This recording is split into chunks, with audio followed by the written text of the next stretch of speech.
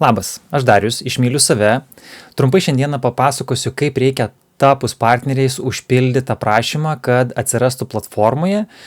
To reikia todėl, kadangi užklausimų ir tų registracijų yra pakankamai daug ir jas suvaldyti yra vienas iššūkis, bet kitas dalykas, kadangi Myliu save projektų yra tikslas, kad būtų filtruojama informacija ir kad žmogus, lankytojas atėjęs į tinklalapį surastų savo reikiamą informaciją arba būtų palengvinamas kelias surasti savo vedlį, užsiėmimą ar susiras daiktą.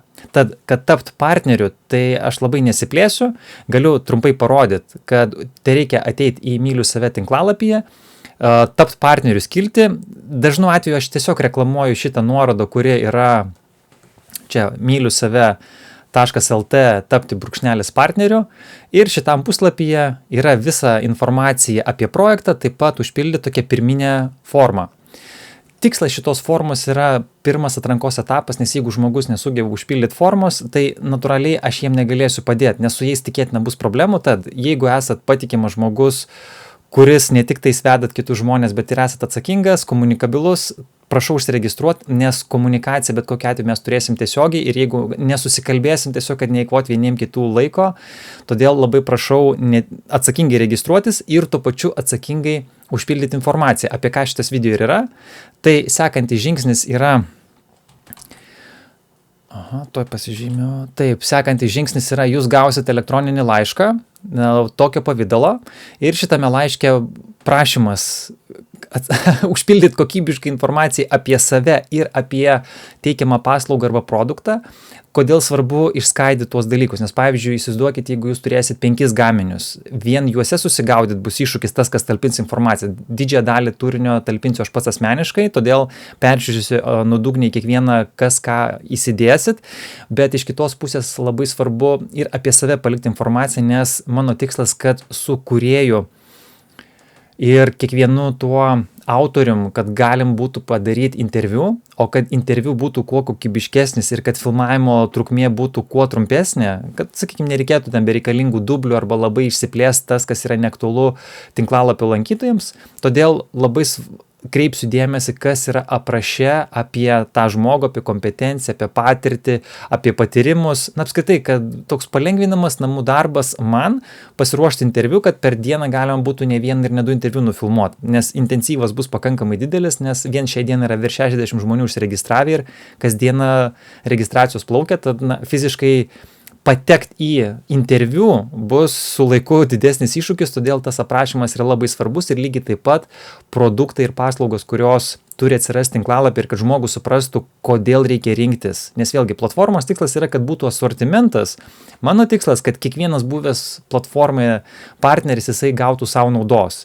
Minimum išsigrynint tai, ką mes dabar apie ką ir kalbam, informacijos patalpinimą, pasiruošimą, apgalvojimą.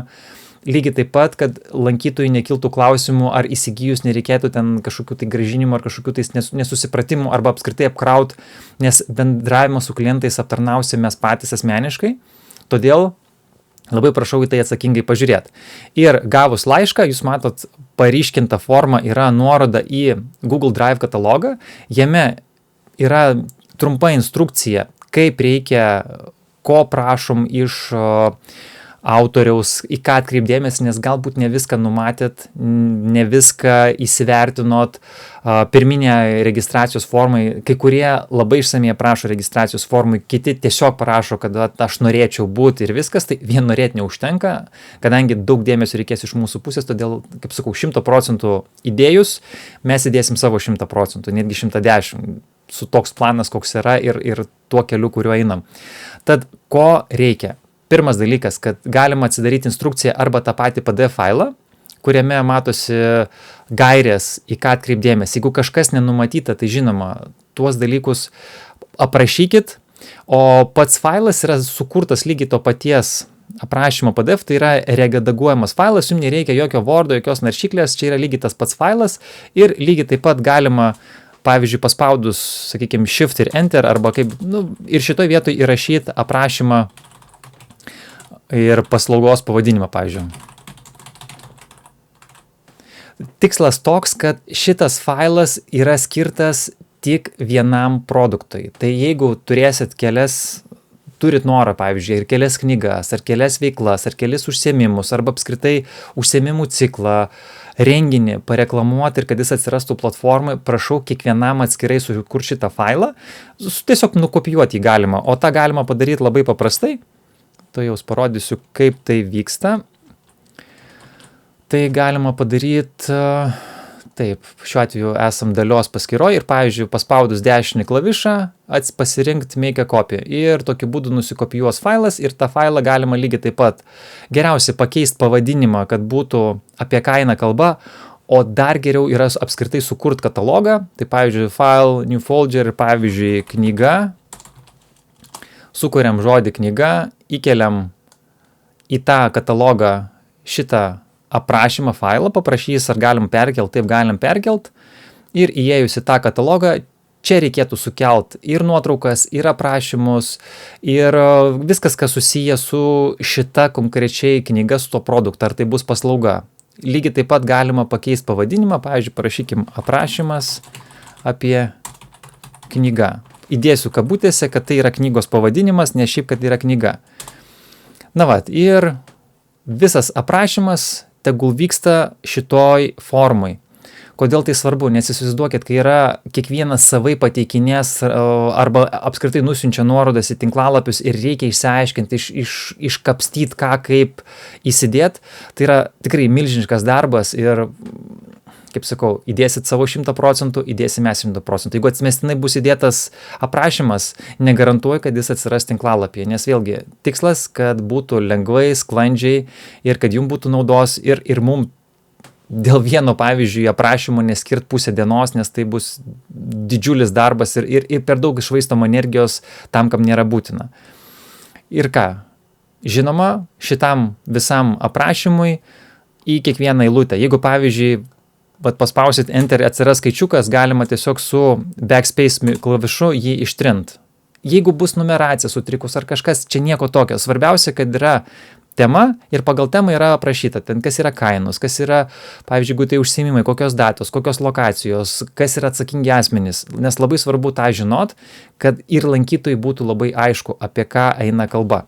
Na ir ką, aišku, noriu labai pasidžiaugti, kad mūsų šitoj platformai tų registracijų daugėja, kad netuščiai kalbam, tai yra išskaidytas toks katalogavimas, mes struktūruojam informaciją ir jeigu mato čia tas sąrašas baigtinis, bet jisai auga kiekvieną dieną, po 5, kitą kartą 10 žmonių registruojasi, kurie norėtų patekti ir aš labai tikiu, kad tai įsibėgės ir kai startuosim gruodžio 20 dieną bus dar gausiau ir tų pačių registracijų, todėl labai prašau tvarkingai užpildyti informaciją, kad būtų palengvinamas mus, kad mes galėtumėm kuo per trumpesnį laiko tarpą padaryti kuo daugiau darbo ir tokiu būdu skirti daugiau energijos tiem patiem interviu gamint ir lygiai taip pat edukacijai socialiniuose tinkluose, reklamai, nes kaip bebuvę, gerai platformai sudėsim aprašymus, sudėsim produktus, renginius, bet kažkas turi juos ir pamatyti. Todėl labai norėčiau, kad pataupytumėt mūsų laiką, kad mes savo laiką daugiau skirtumėm, kad jūs pamatytų,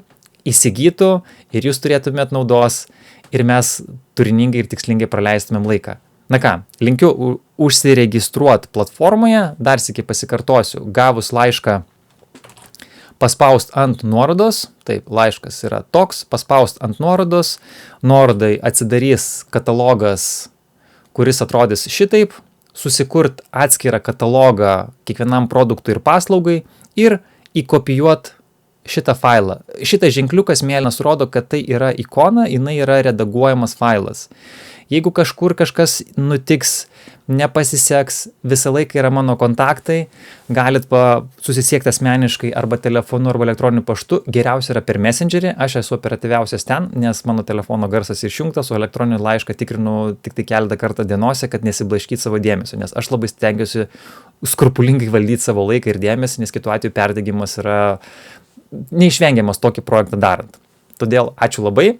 Jeigu kils klausimų, prašau rašyk, skambink, teiraukis. Ir ką?